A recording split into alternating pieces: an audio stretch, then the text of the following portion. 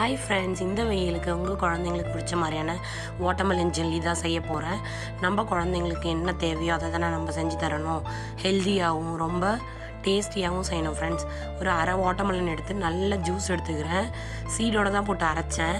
அதுக்கப்புறம் சீடு எடுத்துகிட்டு இதில் ஒரு 2 ஸ்பூன் சர்க்கரை ஆட் பண்ணி வச்சுக்கிட்டேன். இப்போது ஒரு டம்ளர் ஊற்றி அகரகர் ஒரு 1/2 hour ஊற வச்சுக்கலாம். சைனா கிராஸ், அகரகர், கடற்பாசி எப்படி வேணால் சொல்லுவாங்க. இப்போ இதை நம்ம நல்லா கொதிக்க வச்சு எடுத்துக்கலாம். கொதிச்சதுக்கப்புறம் நம்மளோட வாட்டர்மெலன் அரைச்சி வச்சு இந்த வாட்டர்மெலனில் இதை ஊற்றி நல்லா மிக்ஸ் பண்ணிக்கலாம்.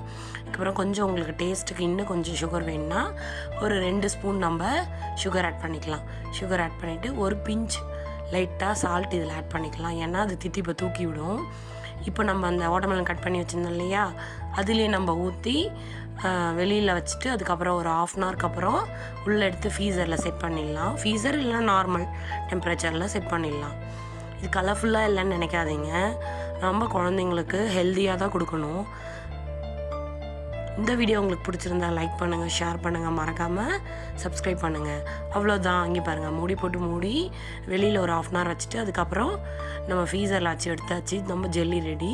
இந்த மாதிரி நீங்களும் உங்கள் குழந்தைங்களுக்கு இந்த வெயிலுக்கு ரொம்பவும் டேஸ்டியாகவும் ஹெல்த்தியாகவும் ஒரு ஜெல்லி செஞ்சு கொடுங்க. Thank you friends.